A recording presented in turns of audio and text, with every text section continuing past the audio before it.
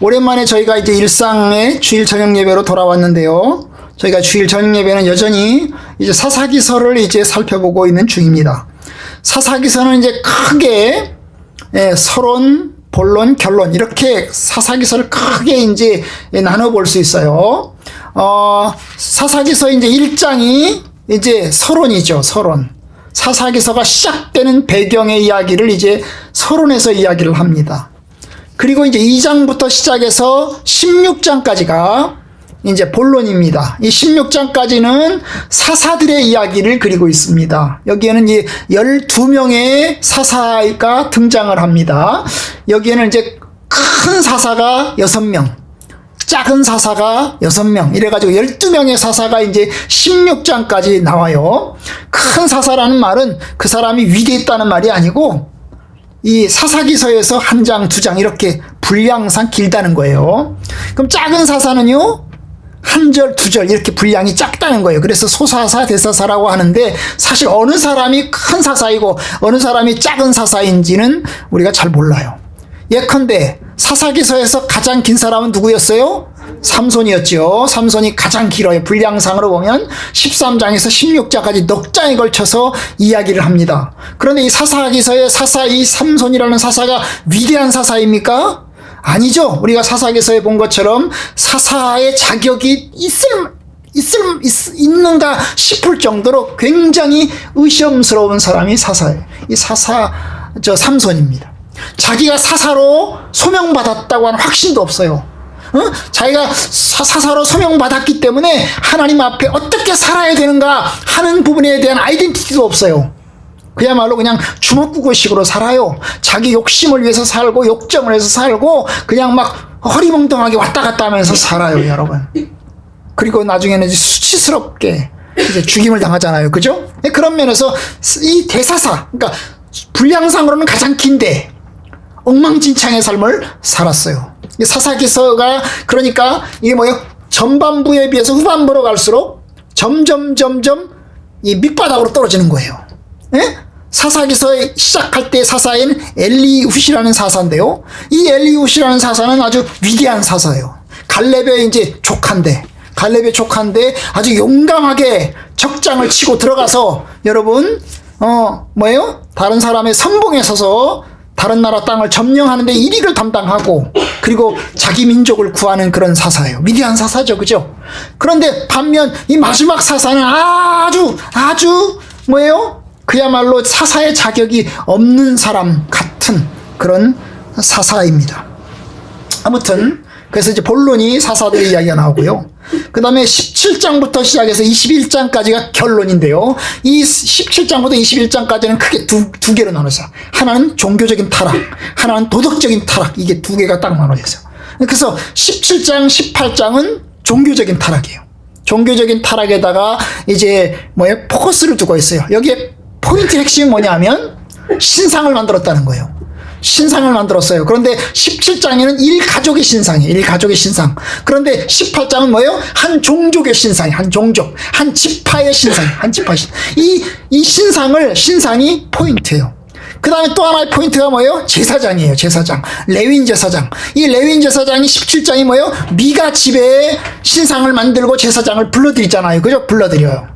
그런데 이 신상과 제사장을 18장에 가면 어디로 가져갑니까? 단지파가 가져가요. 단지파가 가져가요.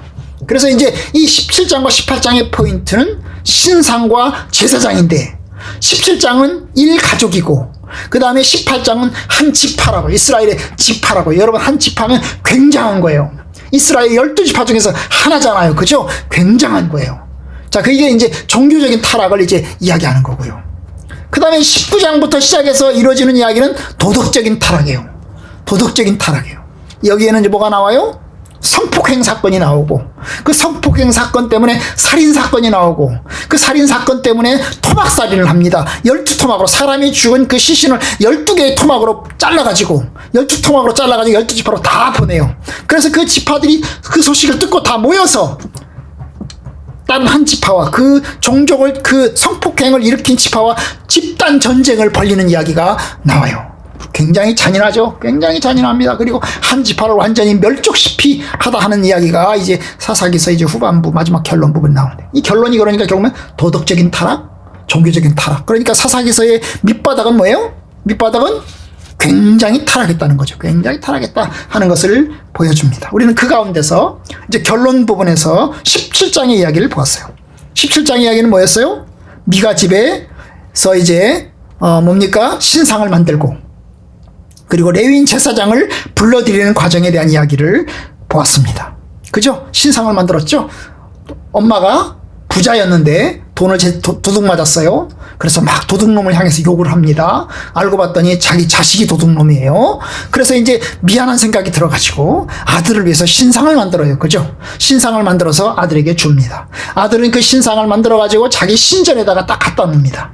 신전에 갖다 놓고 자기 아들 중에 한 명을 제사장으로 삼아서 일을 시키다가 레위인이 자기 집을 찾아오니까, 레위인이라고 하니까 그럼 우리 집에서 제사장 노릇해라, 내가 돈 줄게, 이래가지고 뭐예요? 제사장을 이제 레위인을 제사장으로 삼아서 자기 집에서 일을 시키는 겁니다. 그러면서 이제 생각합니다. 우리 집에 이제 하나님 복 주시겠지, 축복해 주시겠지, 우리가 하나님을 열심히 섬기니까 제사장까지 드렸으니까 하나님이 우리에게 축복해 주시겠지, 뭐 이런 생각을 하는 그런 이야기가 이제 17장에 나와 있습니다. 자, 그런데 이제 오늘 18장의 경우는 이제 전혀 상황을 달리하면서 한 지파, 단지파에 대한 이야기를 이제 보여주고 있는 것을 보게 됩니다.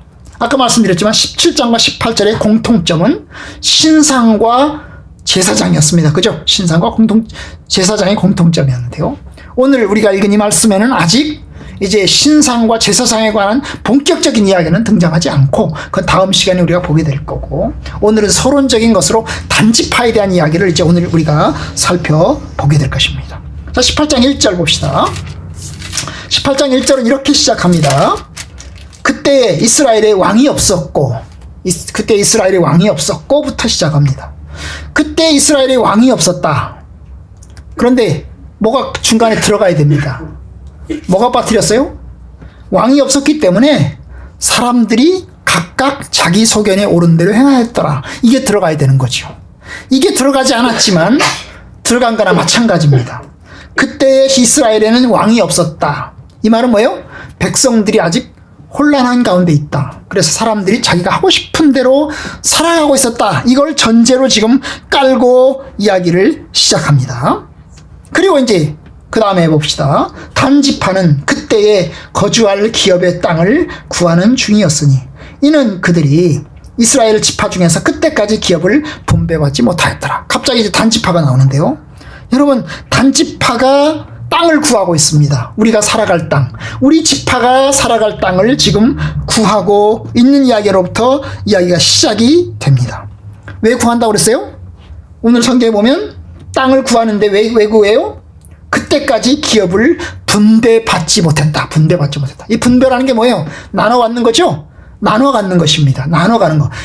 가나안 땅에 들어가는데 그 가나안 땅에서 이스라엘 백성들이 땅을 다 나눠 받았는데 단지파가 나눠 받지 못했다. 이런 이야기로 이제 시작이 되는 거죠. 근데 여러분, 이건 정확한 이야기가 아닙니다. 이게 정확한 번역이 아니에요. 왜냐하면 이미 단지파에 대한 땅 분배가 끝났습니다. 누가 했어요? 여호수아가 했죠. 여호수아가 이미 했어요.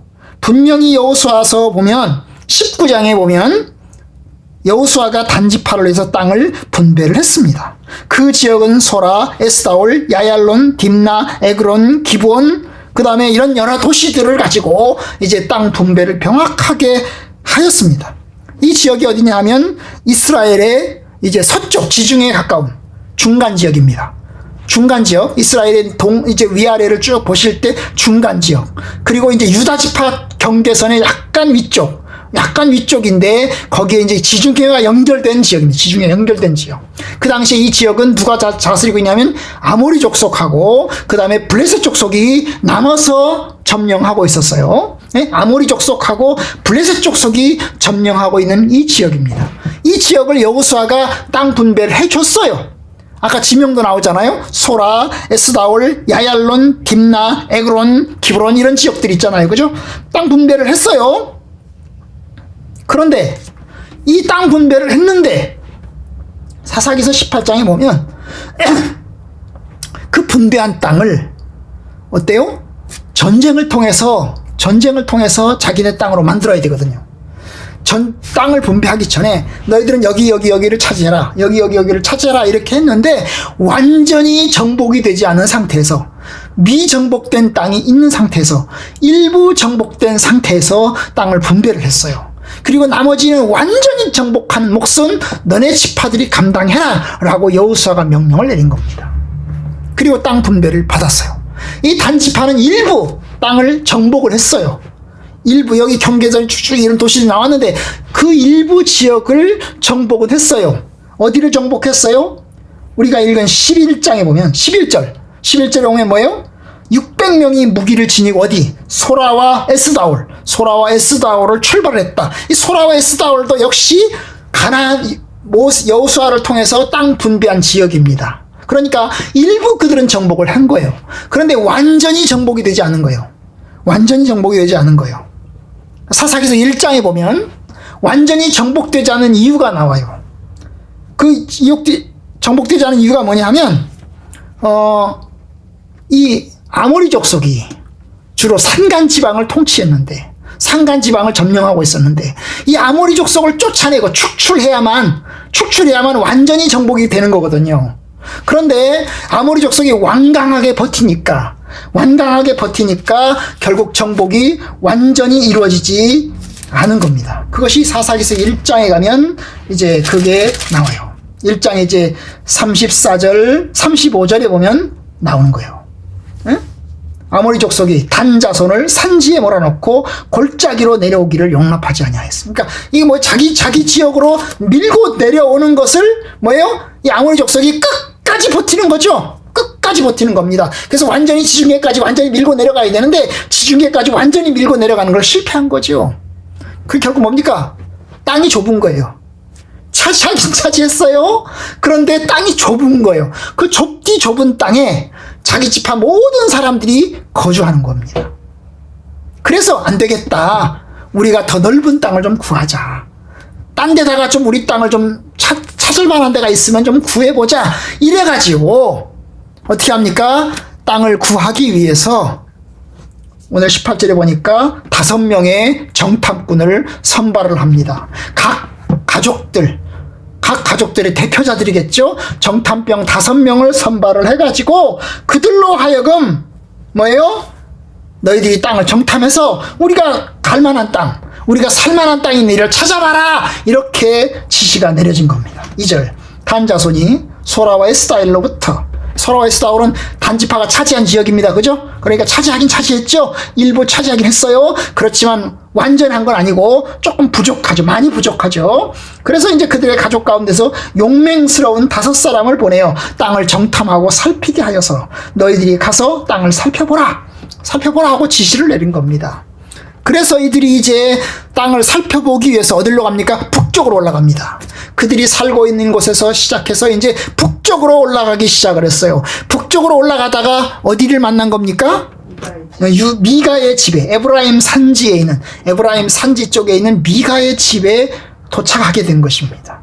그리고 이제 그 집에서 하룻밤을 자게 된 거죠. 아마 이게 뭐예요? 가다가 밤이 되었겠죠. 그죠? 밤이 되다 보니까 하룻밤에 어디서 잠을 자야 되겠는데 미가의 집에서 잠을 자게 됐어요. 그 당시 이스라엘 사람들은 자기 마을에 손님이 오면 재워줍니다. 그죠? 돈 안 받고 그냥 공짜로 재워주는 겁니다. 자기 종족들의, 이스라엘 백성들의 삶 가운데 하나죠. 그죠? 그래서 재워주게 되는 것입니다. 근데 하룻밤을 자는 과정에서 이제 하룻밤을 자고 출발하려고 하는데 레위인을 만난 거죠. 레위인 제사장을 만난 겁니다. 그래서 제사장하고 이야기를 해보니까 이게 이 사람이 이 동네 사람이 아니거든요. 이 동네 사람이 아니야. 그래서 너 어디서 왔니? 이렇게 물어보는 겁니다. 어떻게 알았을까요? 사투리를 쓰는 거죠. 그죠? 이 지역의 사투리와 이 미가의 집이 있는 에브라임 산지의 사투리와 이 사람이 출발한 데가 어디예요? 베들레헴이죠. 저 아랫지방의 사투리가 다른 거예요. 마치 뭐예요? 경상도, 전라도, 이제 충청도 사투리가 다르듯이, 제주도 사투리가 다르듯이 사투리가 다른 거예요. 억양이 다른 거예요. 억양이 다르니까 이제 물어본 거겠죠. 너 어디서 왔냐? 3절. 그들이 미가의 집에 있을 때에 그 레위 청년의 음성을 알아듣고 그리로 돌아가서 그에게 이르되 누가 너를 이리로 인도하였느냐? 네가 어디서 무엇을 하며 여기서 무엇을 하며 여기서 무엇을 얻었느냐? 너 어디서 왔냐? 어디서 왔냐죠? 너 지금 여기서 뭐 하고 있냐? 무엇을 하고 있냐? 하고 물은 것입니다. 그러자 4절 그가 말합니다. 저 미가가 나를 고용했습니다. 이렇게 해가지고 나한테 월급 얼마큼 주기로 하고 내가 여기서 이제 고용당해서 제사장으로 지금 일하고 있습니다. 제사장으로 일하고 있습니다. 그 미가가 나를 제사장으로 삼았습니다. 하고 이야기를 한 거죠. 고용됐다는 거죠. 고용이라는 게 뭐예요? 돈 받고 하는 일이죠. 돈 받고 하는 내가 지금 제사장 일을 여기서 하고 있습니다. 라고 이야기를 한 거죠. 그러니까 제사장이라는 소리를 듣자 옳거니 잘됐다. 우리가 지금 말이야 땅 차지하기 위해서 우리 지파가 땅을 차지하기 위해서 지금 올라가고 있는 중인데 우리가 잘 될지 하나님한테 물어봐라. 그리고 우리한테 이야기해달라고 이야기합니다. 5절 그들이 그에게 이르되 청하건대 우리를 위하여 하나님께 물어보아서 우리가 가는 길이 형통할는지 우리에게 알게 하라 라고 이제 부탁을 했어요. 그러니까 이 제사장 레위인 제사장 이야기합니다. 그들에게 이르되 평안히 가라. 너희가 가는 길은 여호와 앞에 있느니라. 하나님께서 너희를 도와줄 거다. 평안히 가라. 라고 이야기를 해요. 그래서 그들이 이제 그 말을 듣고 이 제사장 레위인의 말을 듣고 레위인 제사장의 말을 듣고 이들이 이제 더 북쪽으로 올라갑니다. 더 북쪽으로 올라가요. 그래서 어디까지 갑니까? 7절에 보니까 어디까지 가요? 라이스라고 하는 지역까지 갑니다. 이 라이스가 어디냐 하면 이스라엘의 가장 북단, 이스라엘 땅도 아니에요. 시돈 땅입니다.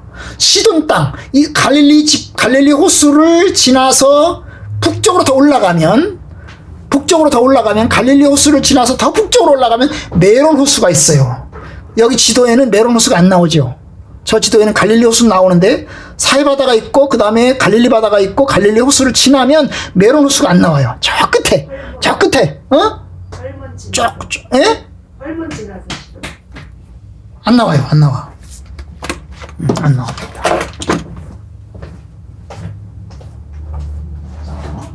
여기로 올라가면 여기쯤 있어요. 여기쯤 있어요. 더 올라가면 이게 갈릴리거든요. 올라가면 여기쯤 있어요. 여기에 조그마한 호수가 하나 있어요. 메론 호수. 여기가 바로 라이스. 여기가 라이스요. 자, 보세요. 지형 좀 잘 보세요. 그런데 거기까지 올라간 거죠. 이 땅은 이스라엘 땅이 아니에요. 하나님이 약속하신 약속의 땅이 아니에요. 하나님께서 약속의 땅으로 경계를 그어주신 땅이 아니에요. 이스라엘 경계 밖이에요. 여기는 어디 땅이에요? 시돈 땅이에요. 경계선으로 보면 시돈 땅이에요. 지금의 이제 레바논이죠. 레바논 시돈 땅이에요. 시돈 땅이에요. 그런데 그 땅이 참 특이한 게 뭐냐면 이 시돈의 중심지는 어디냐면 여기 보면 시돈의 중심지는 이 해변가를 치고서 올라가는 거예요. 해변가를 치고서 올라가요. 그죠? 올라가는데 여기가 시돈 땅이거든요. 그런데 여기도 경계선으로 보면 시돈 땅인데 중간에 여기 시돈과 여기가 막혀 있어요. 왜냐하면 이게 산이 막혀 있어가지고 일로 사람들이 건너갈 수가 없어요. 그러니까 이 사람들은 경계지역으로는 여기 소속 사람들인데 뭐예요? 아무데도 속하지 않은 사람들인 거죠. 그러니까 평화롭죠. 다른 사람들이 쳐들어올 일도 없고 다른 사람과 싸울 일도 없고 그냥 조용하게 잘 사는 겁니다. 그런데 좋은 점은 잘 사는 건데 문제는 뭔지 아세요? 이 사람들이 공격받으면 도와줄 사람이 없어요.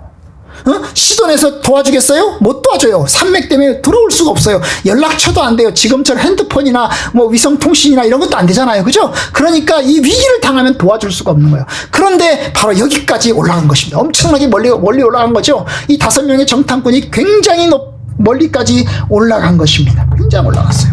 그랬더니 가보니까 7절에 보니까 백성을 본즉 염려 없이 거주하고 걱정 근심이 없더라는 거예요. 시돈 사람들이 사는 것처럼 평온하고 안전하고 그 땅에 부족한 것이 없고 그 다음에 부를 누리고 살고 있어요. 부를 누리고 살고 있어요. 얼마나 좋은 땅이에요. 그죠? 얼마나 좋은 땅이에요. 뭐 다른 사람에게 시달릴 필요도 없어요. 고난당할 필요도 없어요. 그냥 조용하게 아주 잘 살고 있는 것입니다. 정말 천국 같은 곳이죠. 천국 같은 곳입니다. 그래서 이제 어떤 사람들과 상종한 시돈 사람들과 거리가 멀어가지고 산맥 때문에 거리가 멀어서 어떤 사람과도 상종하지 않고 지내고 있는 사람들입니다. 자, 이것을 본 5명의 정탐꾼 속히 자기 부대로 자기 고향으로 돌아옵니다.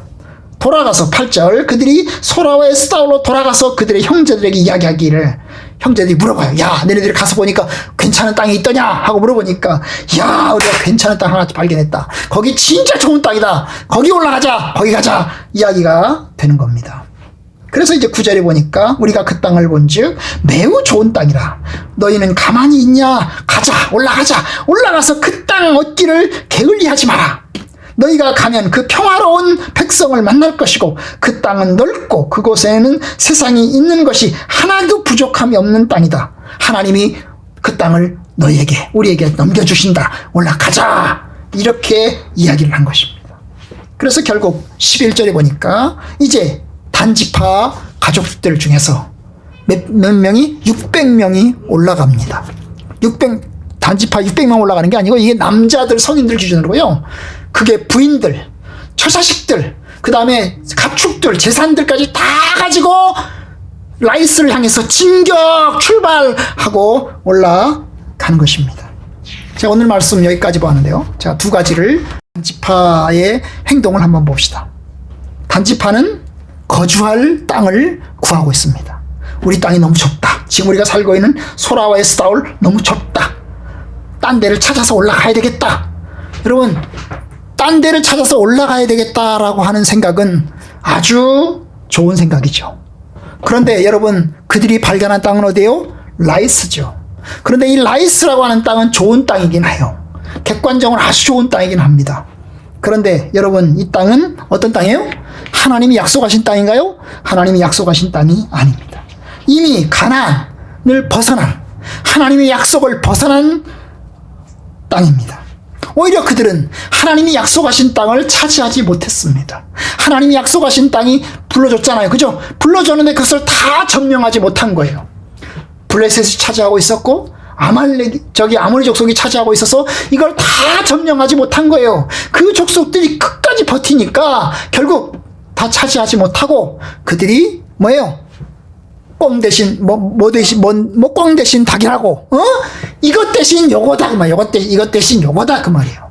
그렇게 해서 라이스로 이제 올라가기 시작을 한 겁니다. 근데 문제는 뭐냐면 약속의 땅에서 찾아야 되지 않겠어요? 하나님께서 말씀하신 것이 뭐예요? 약속의 땅을 차지하라는 거잖아요. 그럼 약속의 땅을 차지해야 되죠? 그런데 그들은 약속의 땅을 차지하지 않고 어때요? 새로운 땅을 찾아 나섭니다. 이게 자기들이 편리하게 생각하는 거예요. 자기 식대로 생각하는 겁니다. 하나님의 약속은 신뢰하지 못하고 결국 자기 뜻에 따라서 행동하는 겁니다. 사람들이 자기 속인에 옳은 대로 행하였더라 하는 것처럼 결국 자기 뜻을 따라서 살아가는 겁니다. 하나님의 뜻으로 생각하는 거죠. 자기 뜻을 따라서 살면서도 하나님의 뜻을 따라서 산다고 착각하는 겁니다. 정탐꾼들은 약속의 땅을 차지할 방법을 찾아냈어야 되는 겁니다. 우리가 차지하지 못한 저 아모리 족속이 차지한 땅, 우리가 어떻게 하면 그 땅을 차지할 수 있을까? 우리가 어떻게 하면 그 땅을 점령할 수 있을까? 그거에 대한 연구를 해가지고 와서 보고를 했어야 됩니다. 그런데 거기는 생각하지 않고 새로운 땅, 괜찮은 땅, 다른 땅 찾아서 움직이는 겁니다. 그리고 그 보고 온 라이스를 하나님이 주셨다고 주장을 합니다. 하나님의 이름을 들먹이면서 하나님의 뜻이라고 이야기를 지금 하고 있는 거지요. 여러분, 그 점에서 그들은 하나님의 뜻에서 많이 벗어났습니다. 여러분, 한편 또 하나 우리가 볼 게 뭐냐면 바로 이 레위인 제사장의 이야기를 좀 보려고 합니다. 여러분, 레위인 제사장도 역시 하나님 앞에서 또 신실하지 않아요. 그는 자기가 무엇을 하고 있느냐 하는 질문에 대해서 미가 집에 고용된 제사장이라고 이야기를 합니다. 여러분, 미가 집에 고용된 제사장, 그가 나를 이렇게 해가지고 나를 고용해서 제사장으로 삼았느니라. 여러분, 제사장은 원래 개인에게 고용되는 게 아닙니다. 그죠? 제사장은 원래 개인에게 속하는 게 아니에요. 제사장은 하나님을 대표해서 이스라엘 전체의 리더가 되는 것입니다. 그런데 이 레위인이 결국 미가에게 고용이 되어 있습니다. 고용이 되어 있습니다. 그뿐이 아니죠. 우리가 지난번에 본처럼 레위인은 원래 제사장이 아닙니다. 이 사람은 제사장이 아닙니다. 이 사람은 원래 제사장이 아닌데 돈 벌러 여기저기를 떠돌아다니다가 미가 집에 오게 되었고, 네가 누구냐 하니까 나는 레위인입니다. 그랬더니 그러면 우리 집에서 제사장을 해라. 그래가지고 제사장을 한 것입니다. 여러분, 자, 좋아요. 여기까지 좋다고요. 좋다고 치자고요. 그런데 여러분, 이 사람 자기는 고용되었다고 이야기합니다. 여러분, 그가 신실한가요? 아닙니다. 그는 사꾼입니다. 우리가 다음 시간에 보겠지만 이 레위인 제사장이 사꾼이라는 것이 바로 드러납니다. 근데 여러분, 이 사람에게 이야기를 합니다. 사람들이 제사장이라고 하니까 우리가 잘 될런지 한번 하나님께 물어봐라. 5절에 보니까 뭐예요? 우리를 위하여 하나님께 물어봐서 우리가 가는 길이 형통할런지 우리에게 좀 알려달라 라고 이야기를 합니다. 그러자 이 제사장 대답합니다. 평안히 가라. 6절, 너희가 가는 길은 여호와 앞에 있느니라. 여러분, 여러분, 이게 하나님 말씀인가요? 평안히 가라. 너희가 가는 길은 여호와 앞에 있느니라. 이게 하나님 말씀인가요? 그런데 여기 빠뜨린 게 하나 있어요. 뭐가 없죠? 이 제사장이, 레위인이 하나님한테 물어봐야 되거든요. 하나님한테 물어봐서, 하나님, 이 단지파가 지금 뭐예요? 땅을 찾기 위해서 지금 올라가고 있는 중입니다. 하나님, 이들에게 어떻게 이야기를 해야 될까요? 하나님 말씀해 주세요 라고 물어야 되는 거지요. 그런데 하나님 앞에 묻지 않았어요. 그리고 대답을 하는 겁니다. 뭐라고요? 평안히 가라. 아마 내가 물어봤으면, 하나님이 대답하셨으면 뭐라고 대답할까요? 하나님 뭐라고 대답할까요? 아, 평안히 가라. 내가 너와 함께 한다 라고 약속했을까요? 하나님께서? 아마 그렇지 않을 것입니다. 하나님의 말씀에 의했다면 단지파의 불순종을 아마 지적했을 겁니다. 야, 내가 너희들에게 준 땅이 있지 않냐? 그 소라와 에스라엘 그 본처에는 야알론과 에그론과 여러 지역들이 있지 않냐? 왜 그 땅을 점령하지 않느냐? 라고 이야기를 했을 거예요. 그 땅이 약속의 땅이지 않느냐? 라고 이야기했을 겁니다. 그런데 여러분, 하나님한테 묻지 않은 거죠. 그리고 임의로 대답하는 겁니다. 정탐꾼이 요구하자 좋게 평안히 가라. 여호와 앞에 있다 라고 이야기를 하면서 예언합니다. 하나님의 이름을 걸고 예언하면서도 실상 인간의 말을 하고 있는 것입니다. 단지파의 문제도 그렇고 레위 제사장의 문제도 그렇고 우리가 다음 시간에 보겠지만 얼마나 엉망진창인지 모릅니다. 하나님의 뜻을 벗어나서 자기 뜻대로 살면서도 하나님의 뜻이라고 생각하고, 자기 말을 하면서도, 그죠? 자기 말을 하면서도 하나님 말씀이라고 생각하는 제사장도 그렇고 단지파도 그렇고 엉망진창인 것입니다. 여러분, 이게 거짓 선지자이고 거짓 종들입니다. 우리가 우리 뜻을 따라서 살면서 하나님의 뜻대로 산다고 궤변을 드러나서는 안 됩니다. 자기 뜻을 행하고 자기 욕심대로 살면서도 하나님의 뜻을 산다고 착각해서는 안 됩니다. 여러분이 그렇게 된다면 엉망진창적인 삶을 삽니다. 형식적으로 하나님 안에 있으면서도 내면적으로는, 실제적으로 하나님의 뜻에 벗어나서 살아갈 수 있는 거죠. 하나님의 일을 한다고 하면서 인간의 일을 할 수 있는 겁니다. 하나님을 섬긴다고 하면서 인간적인 욕심을 따라서 살아갈 수 있는 겁니다. 참, 그런 면에서 이제 하나님의 이름으로 산다는 사람들, 하나님의 뜻대로 산다고 생각하는 사람들의 오류가 여기에서 나옵니다. 이것이 저의 오류이고 여러분들의 오류가 될 수 있습니다. 이게 남 얘기가 아닌 거지요. 남 얘기가 아닌 거죠. 성경은 이야기합니다. 탐심은 우상숭배다. 결국 이 단지파도 탐심이고 레위 제사장도 탐심인 것입니다.